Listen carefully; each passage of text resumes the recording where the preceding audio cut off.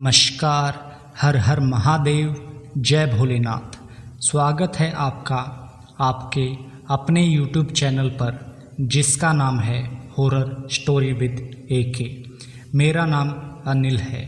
मैं यहाँ पर आपको ईश्वर से जुड़े चमत्कार एवं तीसरी शक्ति पर आधारित कहानियाँ सुनाता हूँ। आज की कहानी भूतिया कमरा नंबर 101 का दूसरा भाग है।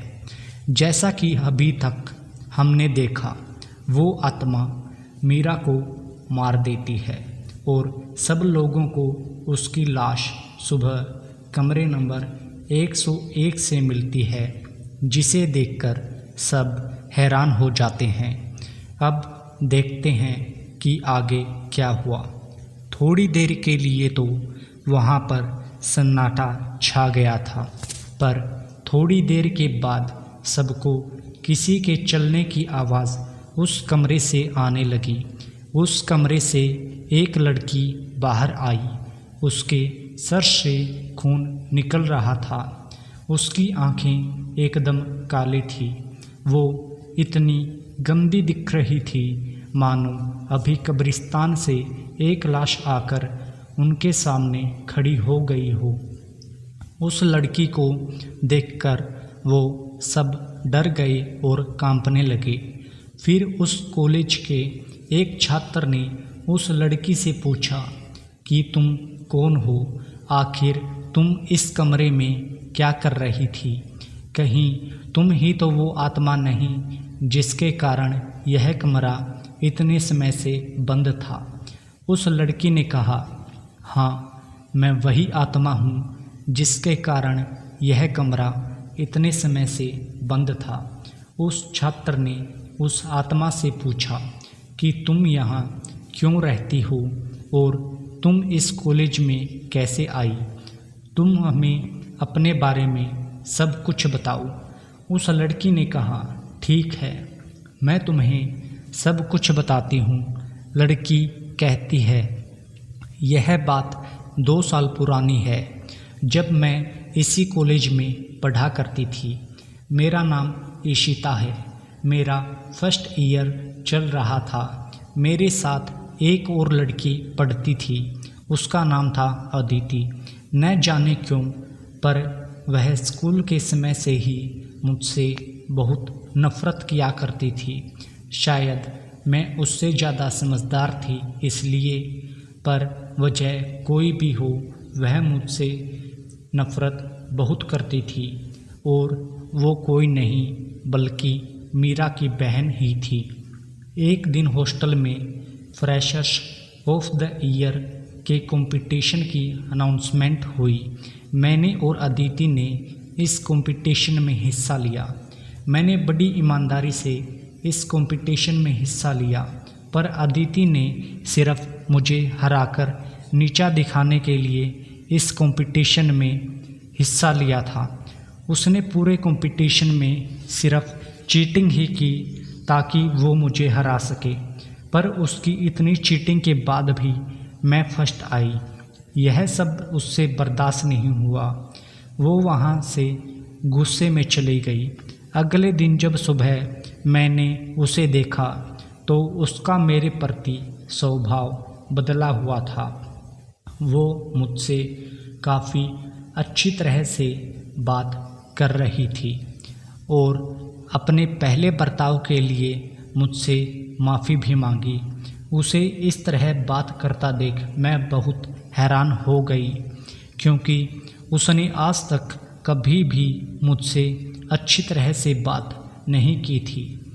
फिर मुझे पहले तो काफ़ी अजीब लगा, पर मुझे फिर लगा कि हो सकता है अब वह बदल गई हो और अब वह मुझसे नफ़रत ना करती हो। यही सोचकर मैंने उसे माफ़ कर दिया और हम दोनों ने दोस्ती कर ली। कुछ दिनों बाद समर वैकेशन स्टार्ट हो गया। फिर एक दिन मुझे अदिति का कॉल आया। उसने मुझे जल्द से जल्द हॉस्टल आने को कहा। मैंने उससे पूछा कि क्या हुआ, पर उसने मुझे कोई जवाब नहीं दिया और फ़ोन कट कर दिया। मुझे बड़ी घबराहट होने लगी। मैं जल्दी से हॉस्टल की तरफ रवाना हुई। वहां पहुंचकर मैंने अदिति को देखा। मैंने उसे आवाज़ दी, पर वो वहां से 3rd फ्लोर के कमरे नंबर 101 में चली गई। मैं भी उसके पीछे पीछे उस कमरे में चली गई। वहां पहुंचकर मैंने देखा कि कमरे में कोई नहीं है कि इतने में दरवाज़ा बंद करने की आवाज़ आई। मैंने पीछे पलट कर देखा तो पाया कि अदिति दरवाज़ा बंद कर रही थी। मैंने उससे पूछा कि क्या हुआ, उसने मुझे क्यों बुलाया, पर वो कुछ नहीं बोली। उसके हाथों में मिट्टी का तेल था। मैंने उससे पूछा कि तुम इसका क्या करोगी, तो उसने कहा खुद ही देख लो। यह कहकर वो मेरे पास आई और मुझ पे मिट्टी का तेल डालने लगी। मैंने उसे रोका, पर वो रुकी नहीं और उसके बाद उसने अपनी जेब से लाइटर निकाली, उसे जलाया और मेरी तरफ फेंक दिया। जैसे ही वह लाइटर मेरे पास आया, मिट्टी के तेल ने आग पकड़ ली। मैं वहाँ चीखती रही, चिल्लाती रही, दर्द से तड़पती रही, पर उसने एक बार भी मेरी मदद नहीं की।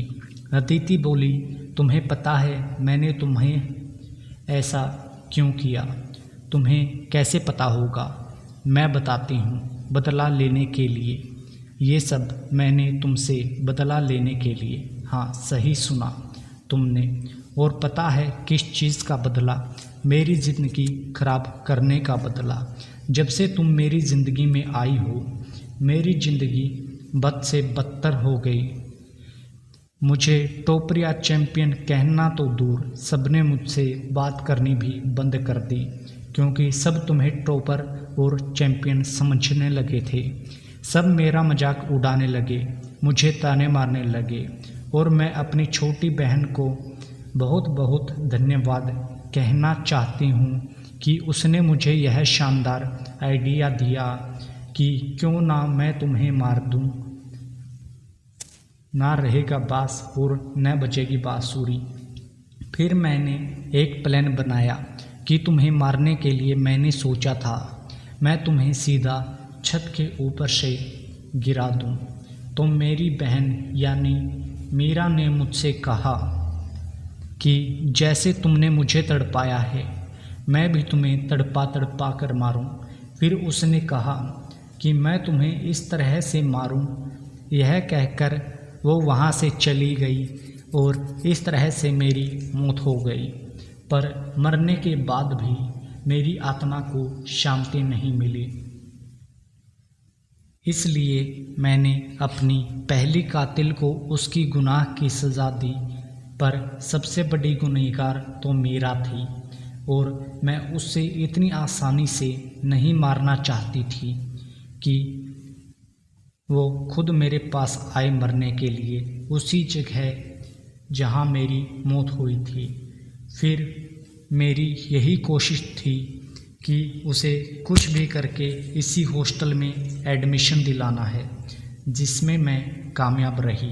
मैंने दोनों को मारने से पहले एक मौका दिया था आप अपना गुनाह कबूल करने के लिए, पर उन्होंने वो मौका खो दिया।